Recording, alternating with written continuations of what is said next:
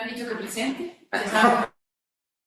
Ya saben que soy persona presentando, así que me van a perdonar. Pero sí que me apetecía presentar a César como ustedes le conocen porque ya hizo la maestría y el doctorado por acá en Liria. En líneas generales, pues César hizo su licenciatura en la Universidad Autónoma del Estado de México, que terminó en 2016, con una tesis de licenciatura con José Antonio de Diego en el Instituto de Agronomía. La maestría, como les decía, aquí en Liria, en instrumentación astronómica con Stan Kutz, y el doctorado conmigo, con nuestro grupo, en núcleos activos de galaxias, que terminó a principios de 2024. Desde 2024 está en el Instituto de Astronomía, con un postdoc, trabajando con Analía Lominotti, de eso nos va a hablar. Es especialista en observaciones en rayos X de núcleos activos de galaxias, y les dejo con su charla. No tengo micrófono. No. Si hablas inglés, no. Vale, gracias, Omaira. Gracias, Ramandí, por la invitación. Pues nada, buenas tardes a todos. Sí, mi nombre es César, estoy en el IA, trabajando con Analía Longinotti, y pues voy a presentar los resultados del estudio que hemos hecho sobre los llamados vientos ultrarrápidos, fast outflows, en este quasar en particular, Marcario 205.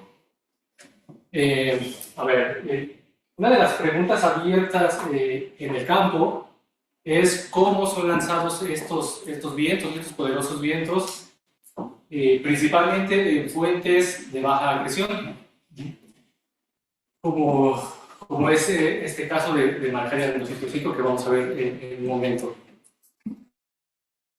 Entonces voy a presentarles la evidencia que hemos encontrado sobre un viento ultrarrápido multifase, llamado así, y voy a discutir acerca de las implicaciones que tiene este viento, tanto para el feedback como para los mecanismos de lanzamiento de estos UFOs.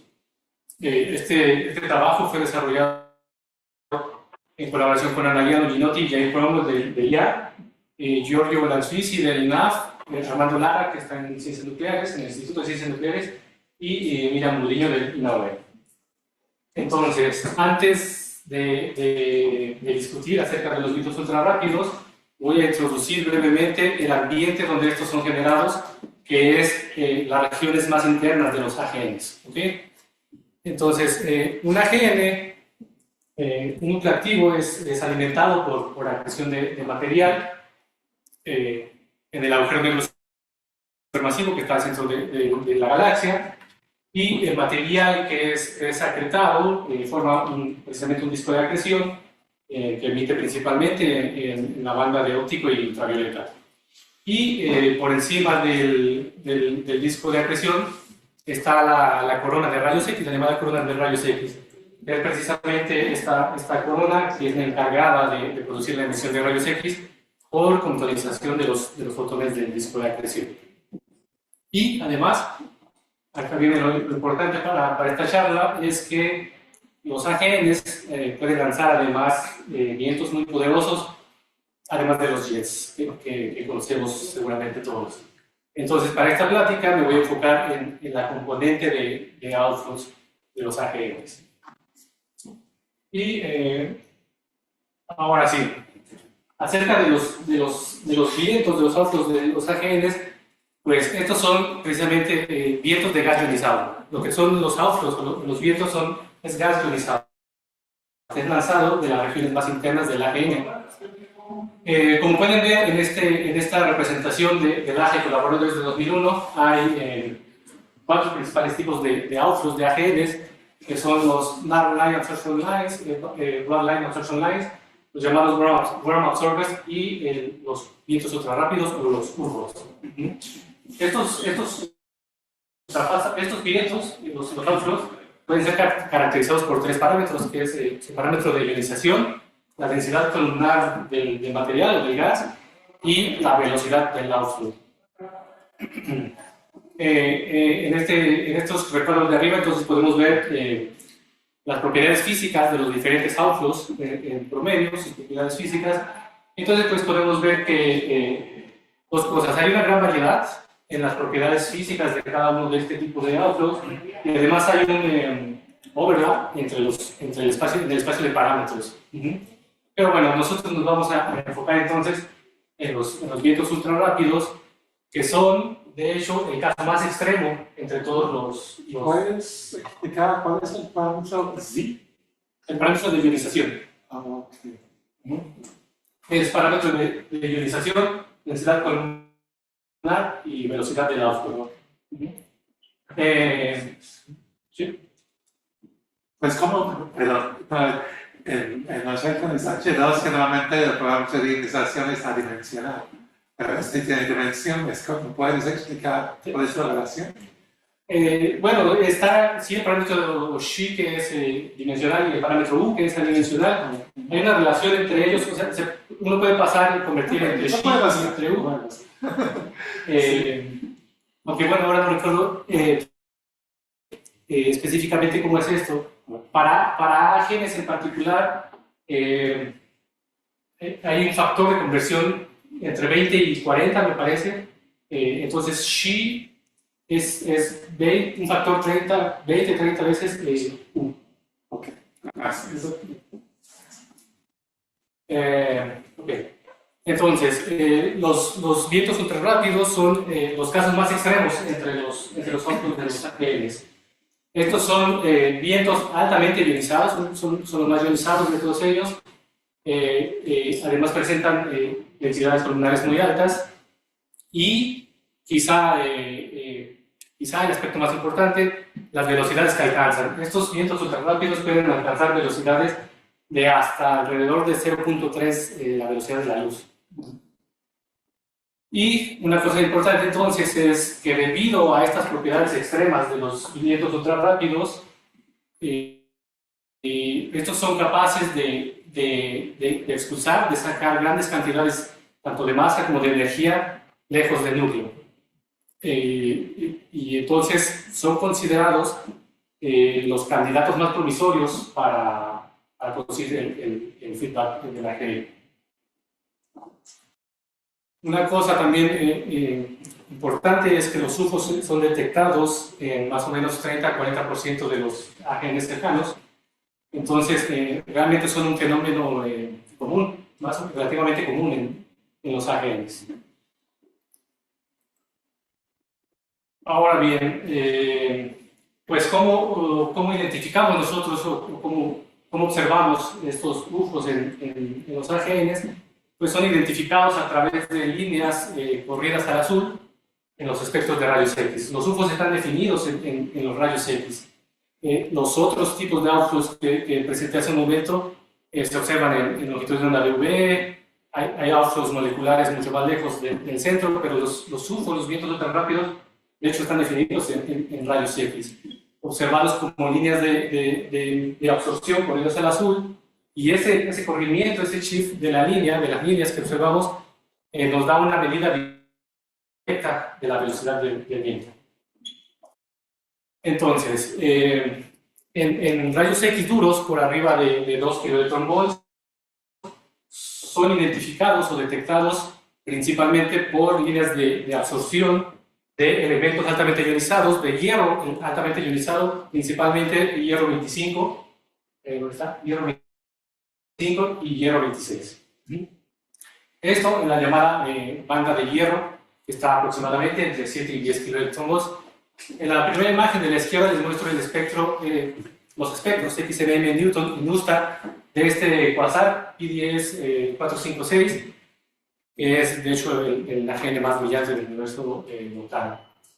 Landini y colaboradores entonces detectan esta línea que está marcada aquí con el color verde, aproximadamente alrededor de 9 electronvolts, muy corrida para lo que se espera del rest frame tanto de hierro 25 y hierro 26, que es por debajo de 7 kV. De hecho, entonces ellos encuentran que este corrimiento de la línea corresponde aproximadamente a una velocidad de 0.35 veces la velocidad de la luz.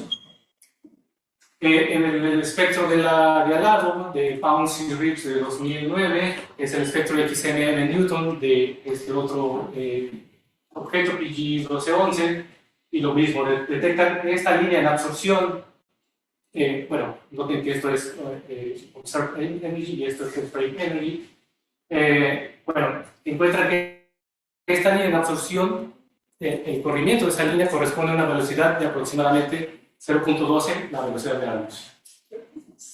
Bien, pero eso, cuando tienes un corrimiento tan grande, ¿cómo puedes estar seguro de la identificación de una línea? Bueno, primero, se busca en esta parte porque aquí es donde se detectan las absorciones de gas tan ionizado. Como es gas altamente ionizado, pues se sacan donde se esperan. Las más notorias son hierro 25, hierro 26 y vamos, que puede haber algunas otras líneas por acá, pero es que estas líneas de hierro tan ionizado son las que se esperan para este tipo de vientos de gas. Entonces, los modelos predicen que solo hay unos pocos líneas. Sí. Vale, entonces, estos, como les digo, son espectros son de CCD, pero recientemente en las observaciones de PRISM, que tienen mucho mejor resolución, pues noten que esto que antes veíamos o que vemos como una línea en absorción ancha, de hecho las observaciones PRISM lo han podido resolver en 5 componentes más delgadas, ¿no? Ellos encuentran 5 zonas para los UFOs, 5 velocidades distintas que van entre 0.2 y 0.3 C. Entonces lo que pensamos, bueno, lo que veíamos, como siempre en estos datos, como una línea ancha, pues realmente es que son varias líneas en absorción más delgadas. Y esto da una fuerte comprobación de la naturaleza multifase de los vientos ultrarrápidos. ¿Okay? Esto pueden verlo como viento moviéndose a diferentes velocidades. ¿Okay? Una naturaleza multifase de los ultrafast outflows. Y la densidad también cambia, César. También cambia, en realidad puede cambiar los tres parámetros. ¿Tá? La ionización no mucho porque se espera que todo ese material sea ionizado, es ionizado por la misma fuente y además sale más o menos al mismo tiempo, ¿no? Pero sí, tanto la densidad como la ionización pueden cambiar, pero es más notorio la velocidad, ¿no? Cómo está siendo lanzado el material con diferentes velocidades. Sí, yo sí tengo una pregunta. Se me hace raro que puedan identificar componentes como discretas, ¿no? ¿Por qué no podrías esperar que hubiera un continuo de velocidades y por lo tanto un embarramiento ahí de toda la línea, un ensanchamiento de la línea muy grande? Sí. A ver, eso es un poco... bueno, esto ya demuestra que en realidad son componentes discretas, ¿no?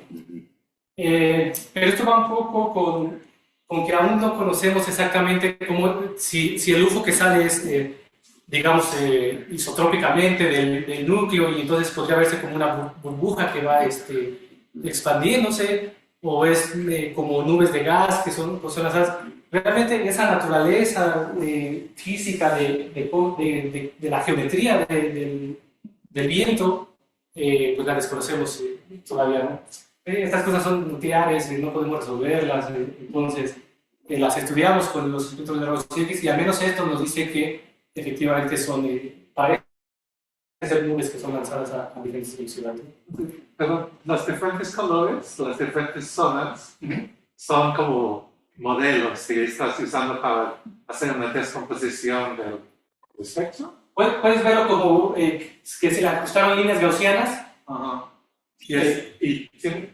Hay el tipo hidrógeno y tipo helio, son los dos componentes que hay en cada uno, porque llevo 16 es hidrogénico, ¿no? Y llevo 25 es como tipo helio. Sí, sí, sí, sí. Estos son los dos componentes que se ven en cada. Y no hay níquel. O níquel es demasiado bajo, se va a Es demasiado... se esperaría más corrido, pues. Y no hay demasiado, ¿no? Es más difícil detectar, ¿no? Ok. Y por otro lado, la banda suave de rayos X, que es por debajo de 2 kV, nos da una visión complementaria de los vientos ultrarrápidos. En la banda suave por debajo de 2 kV podemos detectar líneas de absorción de elementos más ligeros. Los elementos más pesados los detectamos en la banda de hierro, en rayos X duros, y los más ligeros, la contraparte más ligera de los UFOs, en la banda por debajo de 2 kV.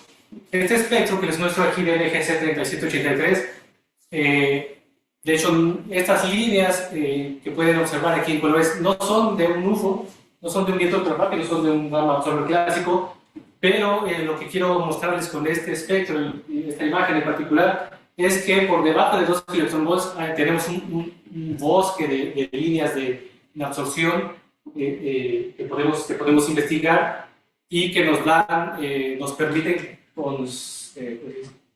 constrain los parámetros de ionalización, densidad columnar y la velocidad del viento. Aquí sí les muestro un espectro, algo importante, esto es un espectro de alta resolución de Chandler de este objeto. Y aquí les muestro también el espectro de alta resolución de XMM Newton de Markarian 1044, un trabajo de Cromwell y colaboradores de 2021. Y ellos detectan en este espectro de rayos X de alta resolución, detectan cuatro componentes, 4 UFOs distintos en este espectro que están aquí señalados. Pueden ustedes ver las diferentes transiciones asociadas a los diferentes UFOs que han detectado acá. Entonces, una cosa importante para estudiar los UFOs en la banda suave es que necesitamos datos de alta resolución para poder resolver estas cosas, estas líneas tan estrechas. Ok, entonces, ahora voy a hablarles de la fuente Markarian 205. Es un AGN, es un quasar de baja luminosidad a redshift 0.07 aproximadamente, con un agujero negro cuya masa es de 2 por 10 a la 8 masas solares y su luminosidad volumétrica más o menos 7 por 10 a la 44 sobre el segundo.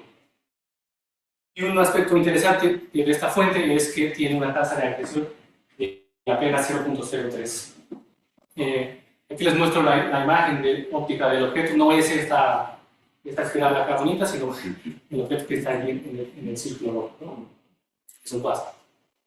¿Y por qué es importante e interesante esta fuente? Bueno, una razón, la primera razón es que los UFOs son observados principalmente en quasares luminosos y en general en AGNs de moderada a alta tasa de acreción. ¿Okay? Caso contrario a lo que estamos viendo aquí en Markarian 905. Sin embargo, más recientemente también se han detectado vientos ultrarrápidos en fuentes con tasas de acreción bajas, en Markarian 905. Entonces, pues eso convierte a este objeto en una fuente interesante, importante para estudiar la naturaleza de los vientos ultrarrápidos en este régimen de baja acreción. Por otro lado, acerca de los mecanismos de lanzamiento de los vientos, la presión de radiación se espera que sea el mecanismo dominante en fuentes altamente acretantes, mientras que para fuentes menos acretantes pues se espera que procesos de magnetos hidrodinámicos puedan jugar un papel más importante en estas fuentes. Nuevamente pues volvemos al caso de Markarian 205.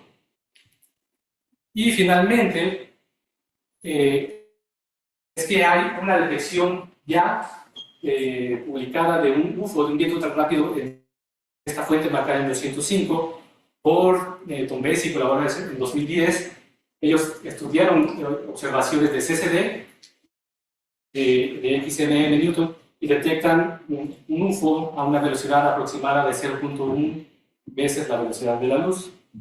Sin embargo, después de esta detección inicial por Tom Bates y colaboradores, no se le realizó un seguimiento a esta fuente. Tom Bates estudia una muestra, deben ser 15 o 20 fuentes, donde buscan UFOs, y Macario 205, a ella no se le ha hecho seguimiento, ningún trabajo más al respecto. Entonces, bueno, es otra razón por la que es interesante estudiar esta fuente, ¿no?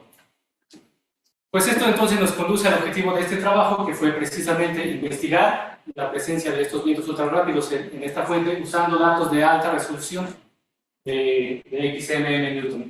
Lo que buscamos pues es poder determinar los 3 parámetros que caracterizan a este UFO y además estudiar su potencial como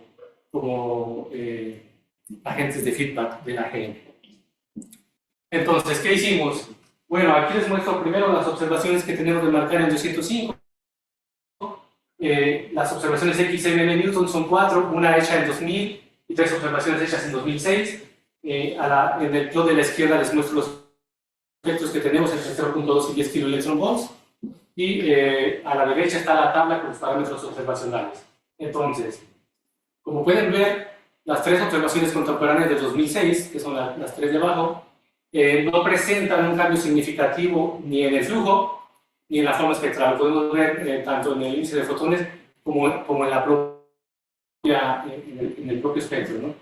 Entonces, lo que hicimos para mejorar la señal de ruido fue hacer una combinación de estas 3 observaciones contemporáneas, y entonces lo que tenemos, lo que analizamos en este trabajo, se convierte en 2 espectros, el de 2000 y el combinado de 2006 con 3 observaciones.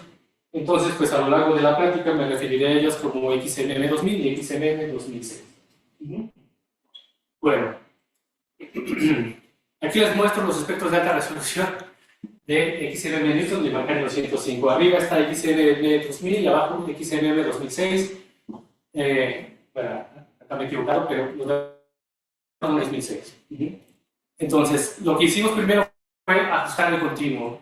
Esa línea roja en ambos espectros es nuestro best fit del continuo, que de hecho solo consiste en una ley de potencias absorbida.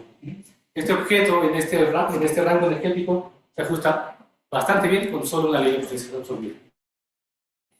Y entonces, pues ya desde aquí podemos ver que hay algunas, a pesar del ruido y sobre todo por arriba de 29-30 kV, el espectro es bastante ruidoso. Sin embargo, bueno, se lo muestro acá para que puedan observarlo, pero sin embargo sí podemos ver que hay algunas features que parecen ser líneas de absorción que podrían estar asociadas a un viento ultra rápido. Entonces, para analizar esto, lo que hicimos fue lo que se llama una búsqueda ciega de líneas. Lo que hace este método es al best fit que tenemos del continuo le agregamos una gaussiana en absorción y entonces la corremos por todo el espectro. En cada paso medimos su delta de NC, su delta de estadístico, y entonces podemos crear este tipo de plots que vemos aquí, donde, bueno, abajo tenemos ese mapa de delta C, y en los contornos que se ven por aquí, esos contornos son para las líneas que son detectadas arriba de 3 sigma. ¿Okay? Bueno, lo hicimos también para la parte por arriba de 30 angstroms, pero como les digo, este espectro ya es bastante ruidoso. Entonces, aunque tenemos aquí algunas detecciones con nuestro método de búsqueda de líneas, pues hay que tomarlo con cautela, ¿no? Sin embargo, bueno, sí que también lo hicimos aquí. Y lo mismo para el espectro de XMM 2006, lo hicimos para los 2 espectros, ¿no?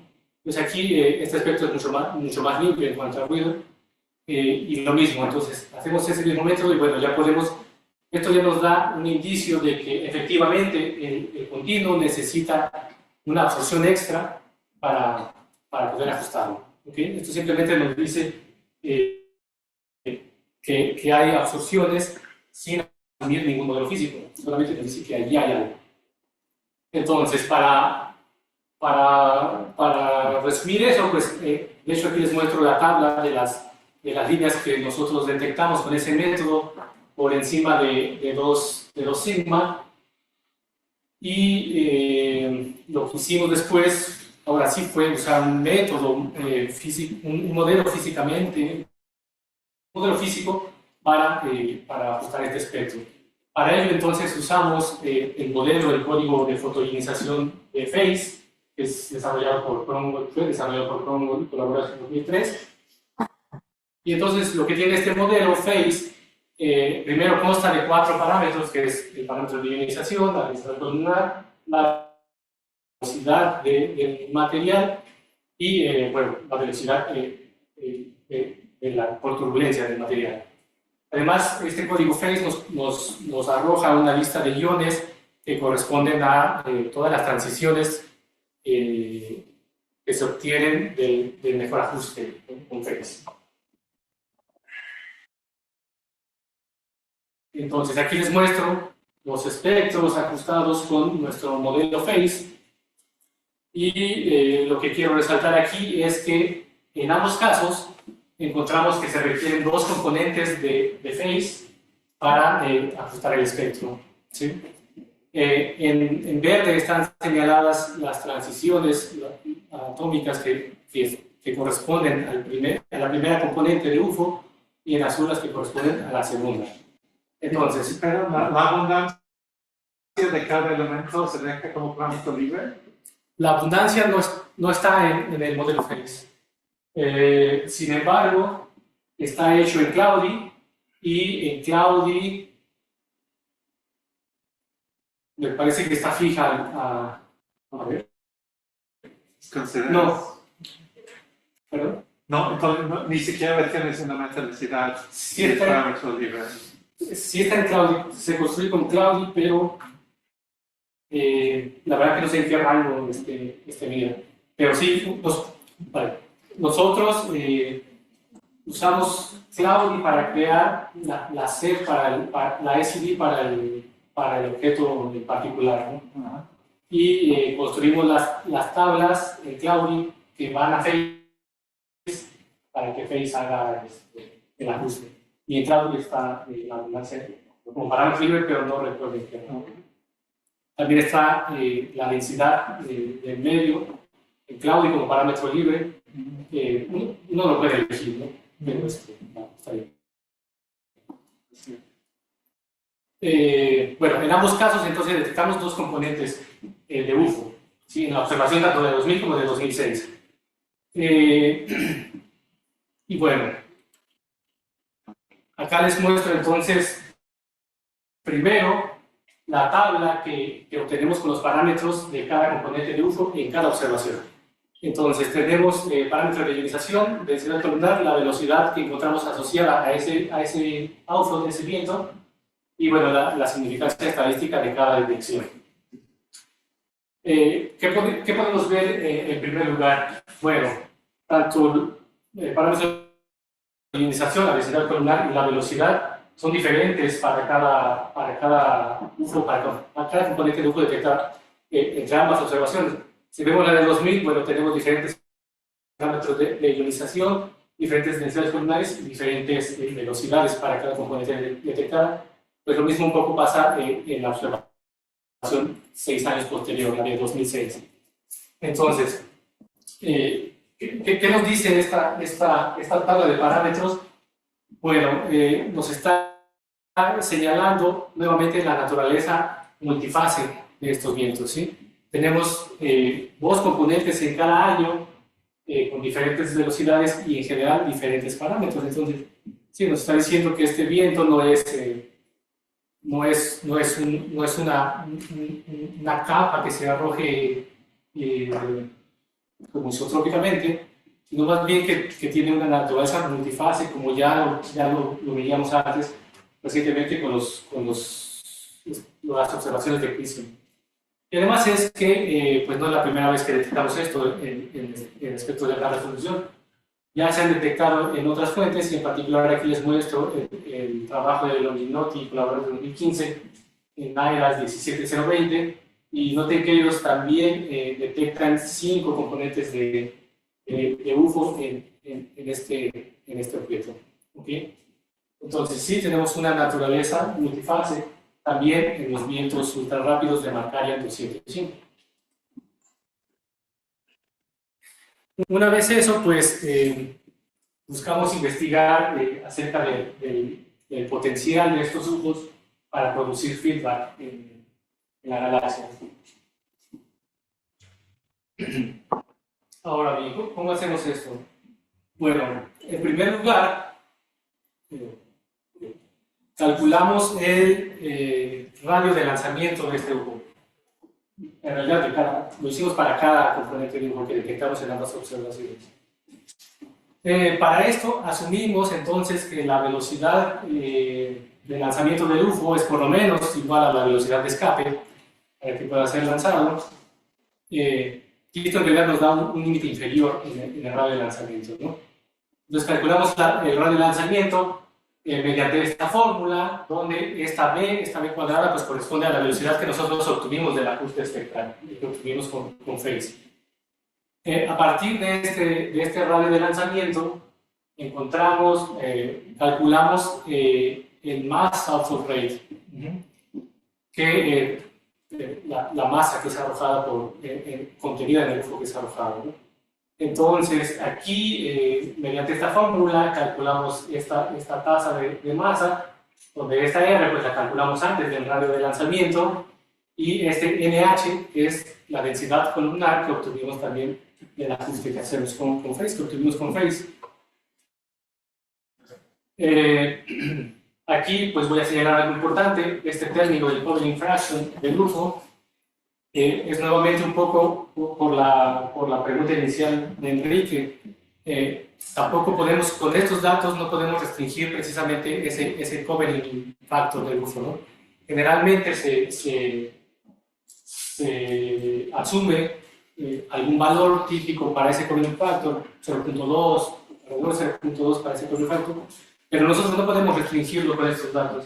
Entonces, ustedes van a ver al final lo que obtenemos para los valores para ver si esto puede producir feedback, está en términos de ese covering factor, pero vamos a ver ahora. No se puede estimar a partir de la estadística de cuántos AGN muestran este tipo de absorción. ¿El covering factor a partir de cuántos? No lo sé, pero pensaría que no. Como que si fuera chiquita, entonces sería poco probable ver el componente de absorción, ¿no? Porque necesitamos una orientación especial. Sí, Pero no sí, entiendo. entonces no sé qué tan común son estas. Al menos sé que no se ha intentado determinar por estadística de ocurrencia de grupos. A partir de entonces de este cálculo de la masa, calculamos la tasa de energía que lleva el outflow. Nuevamente, entonces, en esta fórmula está involucrada la fórmula previa y volvemos a la velocidad que ya calculamos antes con Phase. Entonces, otra vez, este valor está en términos del covering fraction. Y finalmente, entonces, podemos calcular este valor, este valor de la tasa de energía sobre la unidad volumétrica del AGN para calcular su potencial aportación al feedback, ¿no? La condición para que este UFO y en general cualquier UFO pueda inducir el feedback por el AGN es que este valor tiene que ser mayor o igual al 0.5%. Es decir, esta tasa tiene que ser mayor o igual al 0.5% de la unidad volumétrica de la fuente. ¿Es feedback sobre la propia galaxia? Sí, feedback sobre la propia galaxia.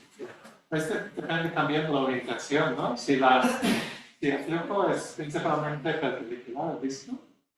Entonces puede estar muy orientado y no afecta a la galaxia. Bueno, es que la galaxia, o sea, no tiene un halo, ¿no? O sea, Ok, no es espiral. Entonces, mayor a 0.5%.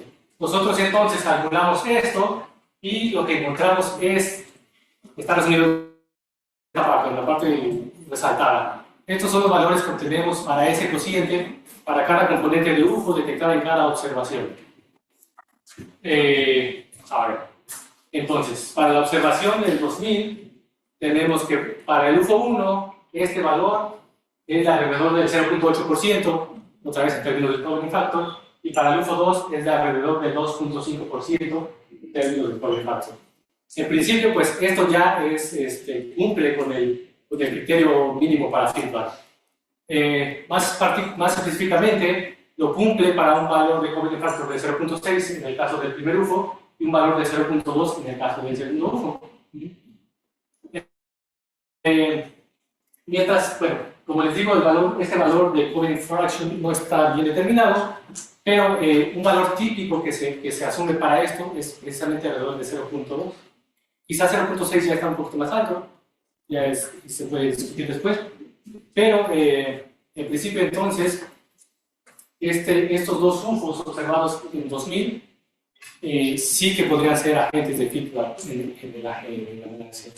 Mientras que para los UFOs detectados en 2006, bajo ninguna circunstancia cumplen el criterio de Hopkins, que tiene que ser mayor o igual a 0.5%. Incluso para un valor de un factor de 1, esto no es física, no es valor físico, ¿no? Entonces, como conclusión de esto, los UFOs detectados en la observación de 2000 sí que pueden ser agentes potenciales de feedback, y los de 2006, bueno. Los de 2000 tienen incertidumbres enormes. Sí. Estas sí tienen una incertidumbre enorme. Viene cargada del cálculo de la masa del agujero negro, que como se dieron cuenta está al principio, o sea, está cuando uno calcula la tasa de distribución de masa, entonces allí se arrastra todo eso, ¿no?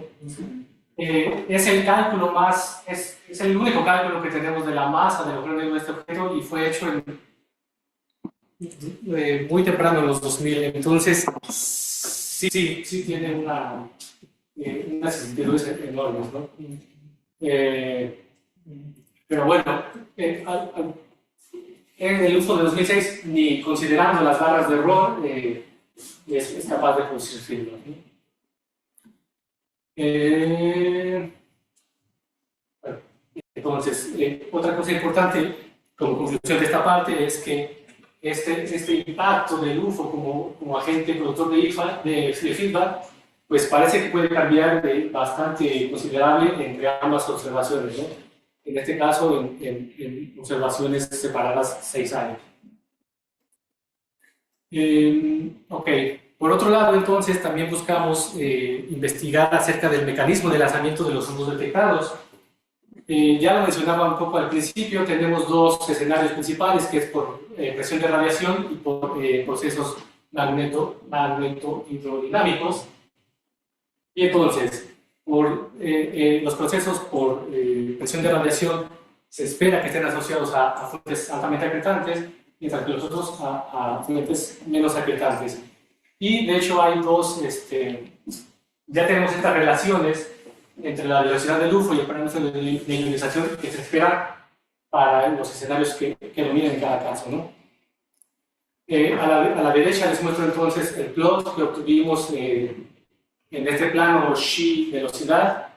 Las líneas corresponden a cada uno de estas proporciones entre la velocidad y el parámetro de ionización. Y sin embargo, como ustedes pueden ver, pues ninguno de los UFOs que detectamos en la calle 205 cae sobre alguna de las relaciones esperadas, ¿no? ¿Qué nos dice esto? Pues que el mecanismo de lanzamiento en Markarian 205 pues puede ser más complejo de lo que se espera con estos dos escenarios. Podría ser una combinación de ambos. Y aunque no tengo una imagen aquí, incluso con observaciones más recientes de CRISM, tampoco los UFOs que han detectado con CRISM caen cerca de las relaciones esperadas teóricamente, ¿no? Entonces, no es que particularmente acá no podamos restringir eso, sino que incluso con datos recientes sigue siendo una pregunta abierta acerca de los mecanismos de lanzamiento de estos subgrupos. Pero en el caso de la teoría de ser usada por la variación es de las mismas líneas o es del Thomson Standard? En las mismas líneas. Sí, En bueno, a ver. y en las, bueno, no sé mucho de este tema, pero sí sé de vientos y estrellas masivas. Y ahí, en el caso de que están impulsados por variación, entonces, claramente, si uno calcula el cociente entre la tasa de momento del flujo y la tasa de momento del campo variativo, la luminosidad entre C, entonces lo grande como entre 0,1 y 0,1, si es ópticamente dañado. ¿Has calculado eso para ustedes? No. Respecto a esto, respecto a la investigación sobre el mecanismo de lanzamiento de estos subgrupos que detectamos, realmente solo exploramos esta parte, ¿no? Ver dónde caían nuestros ojos en las relaciones. Bueno, y como tenemos, ya casi para finalizar, tenemos los espectros XM Newton también en la banda dura, pues decidimos analizarlos y además incluimos los espectros de Mustard. Esto porque, como les mencioné al principio, ya tienen un uso detectado justamente en la banda dura de rayos X. Hicimos el mismo procedimiento que hicimos para alta resolución, lo hacemos acá. Hacemos una búsqueda de líneas y ahora lo van a ver.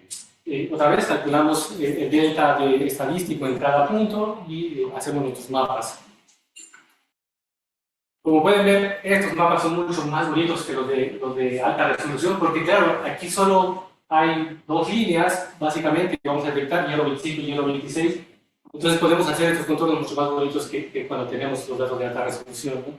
Allá donde hay un montón de líneas, mucho más delgadas.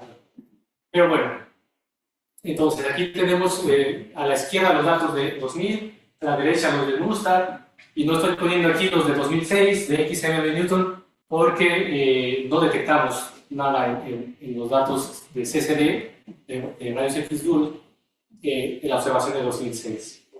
Esto probablemente ya les está coincidiendo un poco con que en 2006 tampoco detectamos en el RGS en alta resolución. Sin embargo, a ver, vamos a ver. En la observación de 2000 detectamos una línea a 7.6, corriente a 7.6. Bueno, en el espectro, la línea negra que está en el extremo izquierdo es el rest frame de la línea que esperaríamos, ¿no? Y entonces podemos ver que estas líneas que estamos detectando, pues, precisamente están corridas, ¿no? En ambos casos. A ver, aquí la primera cosa. La significancia que obtenemos para esta línea, aunque está allí bien dibujada, pues realmente es baja, ¿no? Muy cercana a 2. Mientras que las que detectamos en el espectro Mustard, aunque son, básicamente tienen la misma significancia, ¿no? Es muy pequeña en ambos casos. Consideren también que aquí pues, la calidad de los datos pues, no permite quizá detectarlas con mejor significancia. Pero aquí viene quizá lo importante. Esta línea que nosotros detectamos marginalmente a 7.6 kiloelectronvolts es la misma línea que encuentra Tombesi con la que publica ese UFO en este objeto. Ellos la reportan alrededor de 7.7 kiloelectronvolts con una velocidad de más o menos 0.1 C.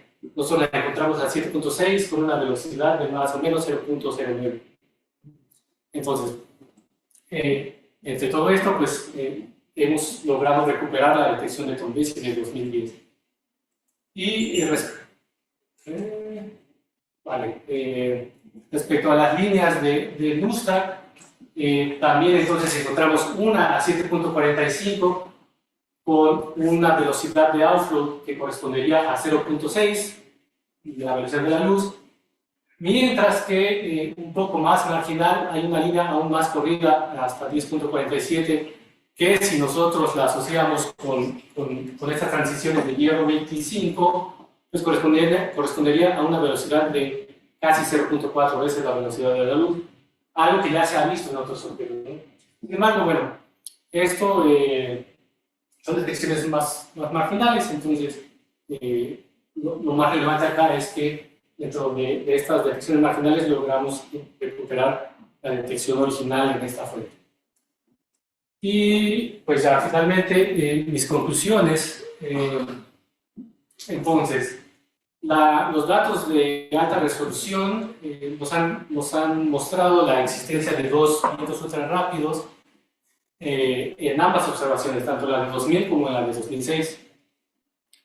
Estos datos que encontramos en estos vientos ultra rápidos son consistentes entonces con esta naturaleza multifase que ya ha sido reportada previamente en los vientos ultra rápidos.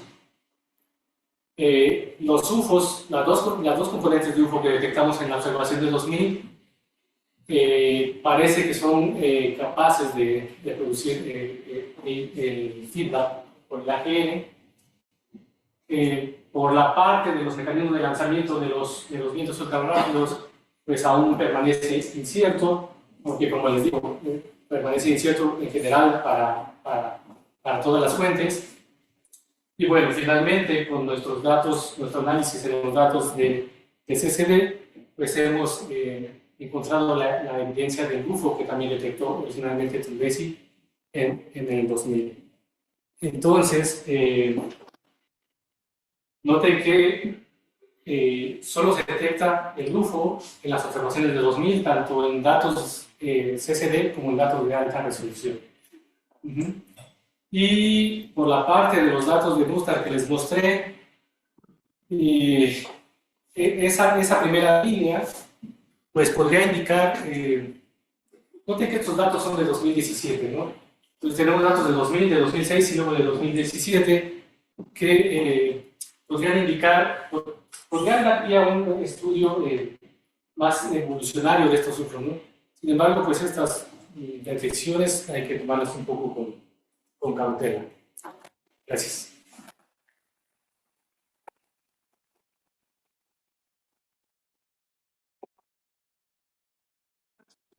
Así de manso. Gilberto, por favor. Muchas gracias. ¿Se ha observado algún tipo de variabilidad en este bicho, además de que pudiera corresponder con este cambio que estás viendo? No porque, hablando de bichos, Bien feo. no porque solo hay estos datos de 2000 y 2006, entonces no se ha estudiado variabilidad. Este objeto está un poco olvidado, entonces sí, no hay estudios de variabilidad. O sea, también nosotros por eso hacemos este estudio, está como que lo detectaron y no tiene muchos trabajos este ejercicio. Pero cuando muestra los espectros, sí se ve un cambio de flujo, ¿no? ¿Me pareció? O Sí. Yo tenía esa duda cuando lo mostraste. Y si eso encaja, sí, en alguna de esas, exacto. Y eso encaja con tu, o sea, con la detectabilidad, ¿no? De los UFOs. ¿En cuál de la observación sí que detectan y en cuál no?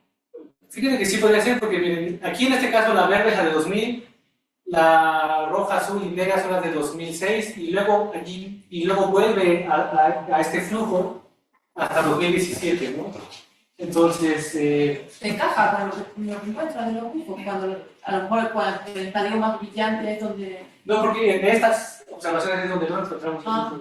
En la observación que encontramos el UFO es en esta que que tiene menos flujo. Pues podría ser que se ioniza demasiado, ¿no? Cuando es más luminoso, se ioniza más y ya no hay tantas líneas para se diluye, digamos. no, sí. Para que haya radiación sobre las líneas necesitas tener al menos un electrón ¿no? Con difusiones. Y si ioniza hielo, para que ya es completamente el núcleo sin electrones, ya no vas a tener absorción de líneas y no vas a tener radiación para impulsar bien. ¿Enrique? Sí, primero una cosa nada más así como de nomenclatura.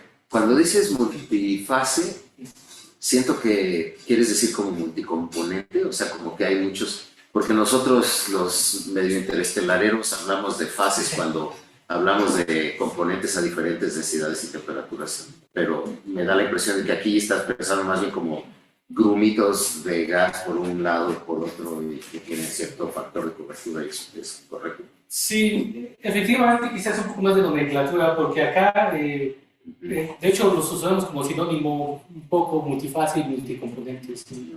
Ok. Sí. Ya, y la otra, y una pregunta sin más física.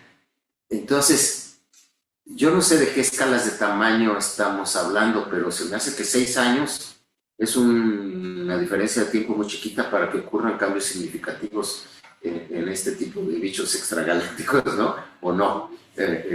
O sea, sí tiene sentido pensar que en esas escalas de tiempo puede haber cambios significativos. Sí, de hecho la variabilidad en rayos X de los AGNs es de días. O sea, Ah, sí. sí, sí. 6 años es mucho, en realidad. Pero tú conoces más o menos el radio de lanzamiento. ¿El radio de lanzamiento? Sí, por el argumento de la velocidad de escape. Ujú. Entonces, ¿qué periodo orbital corresponde a tu radio? Ahora no recuerdo cuánto calculamos para el radio de lanzamiento.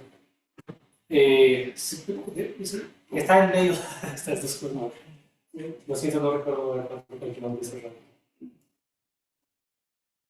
Pero bueno, son vientos del disco de acreción, o sea, son lanzados.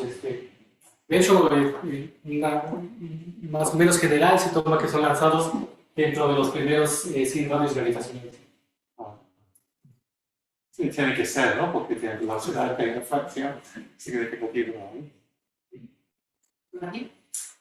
Vale, tú contaste en los ojos del 2000 si están asociados con feedback, ¿no? Sí.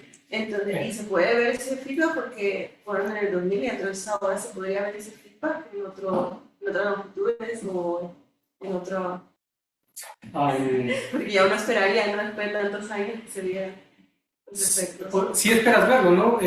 Al final, lo de estos vientos es que son expulsados, chocan con el medio interestelar, aquí transfieren masa y energía de momento, se enfrían un poco y van empujando, ¿no? Entonces sí que podrían verse en observaciones de altas longitudes de onda, y es un trabajo para un segundo trabajo de este objeto, ¿no? Estudiar, buscar observaciones de altas longitudes de onda y ver precisamente si corresponden estos UFOs con algo que observemos después. Hay un plano, hay un gráfico, es un plano donde tienes la relación que esperas de un UFO que conserva energía y un UFO que conserva momento, y entonces puedes poner ahí tus puntos en distintas longitudes de onda, de hecho, y ver si encajan con conservación de energía o conservación de energía. Vaya, que sí se puede estudiar en otras longitudes de onda y con otras observaciones. Pero las escalas espaciales de estos UFOs son muy chiquitas, ¿no? Sí. De escalas de millones de unidades. Sí. Entonces ahí el problema es tú lo que encuentras es que tiene el potencial impacto, tiene el potencial de impactar en la galaxia, pero en esas escalas, no a escalas más grandes. No, sí, o sea, este es el nacimiento de esos UFOs, ¿no? Pero después se van, En otras fases.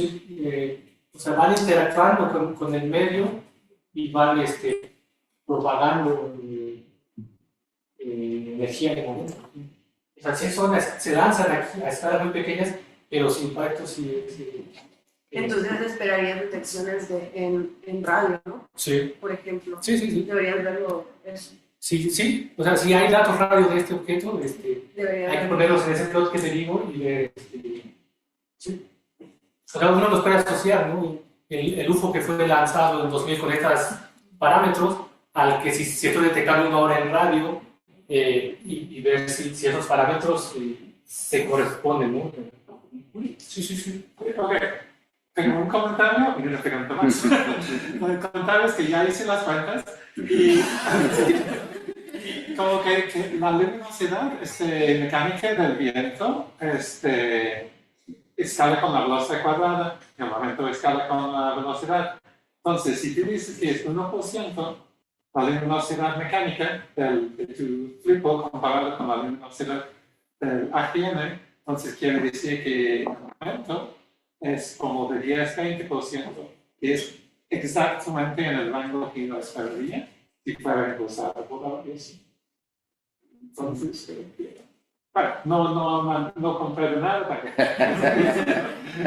puede ser una indicación. Y luego la pregunta es si en nuestra galaxia tenemos Fermi Bubbles. ¿Estos están asociados con el mismo fenómeno o no? Se piensa que sí, pero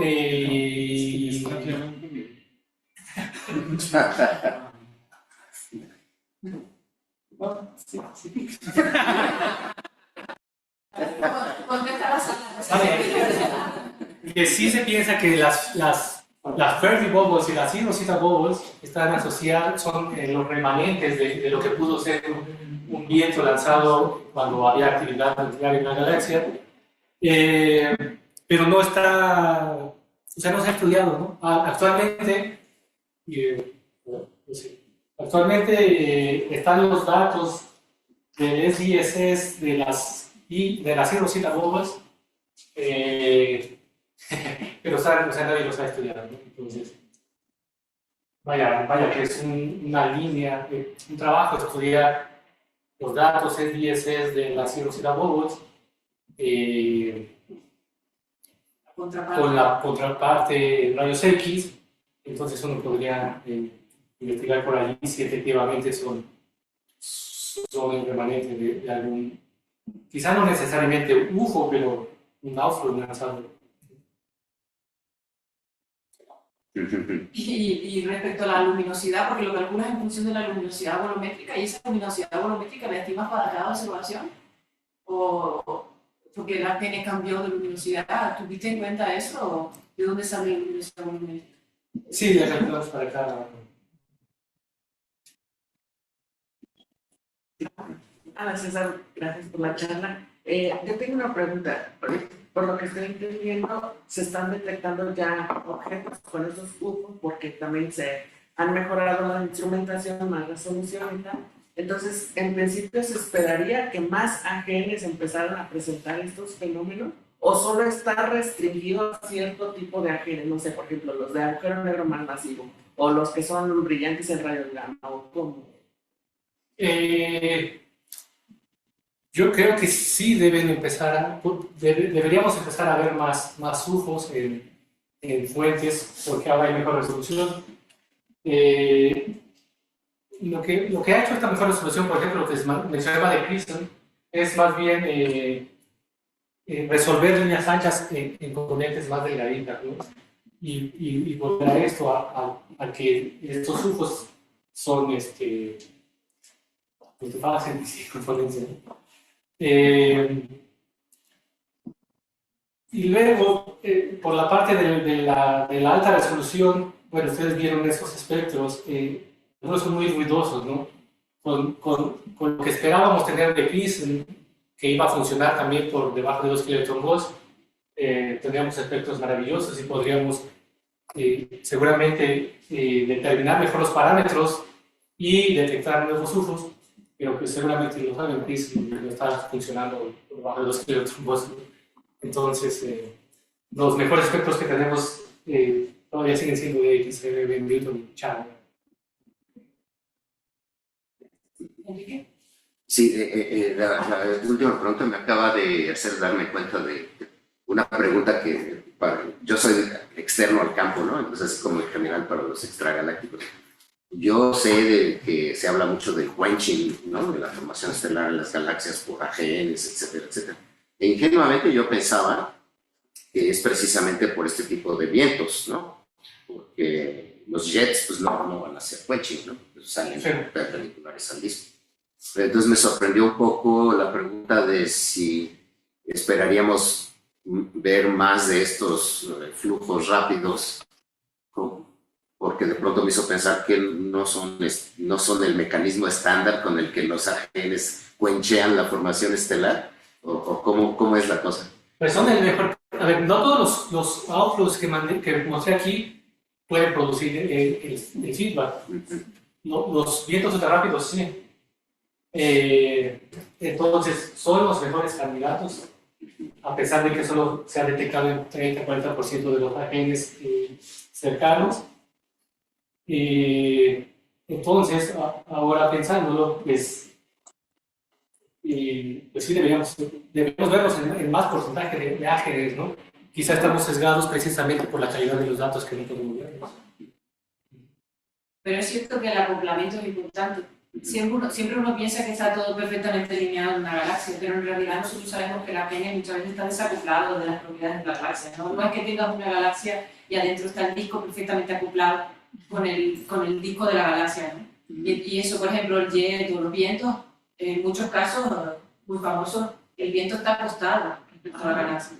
Por eso yo creo que Will mencionaba, el acoplamiento es importante ver respecto a la morfología de la galaxia, cómo está el acoplamiento de ese viento, porque evidentemente si está pegándole al disco, el impacto va a ser mucho mayor. Pero no necesariamente los jets están perpendiculares a la galaxia y ya, ¿no? Y de hecho tienen alabeos y se ven cambios, atraviesan en medio, etcétera, ¿no? Se tuercen, pasan cosas, ¿no? La mejora en la instrumentación se reduce a resolución o también sensitividad. ¿O también aquí? En sensitividad, en mayor La resolución. Y tiene error de más o menos. No.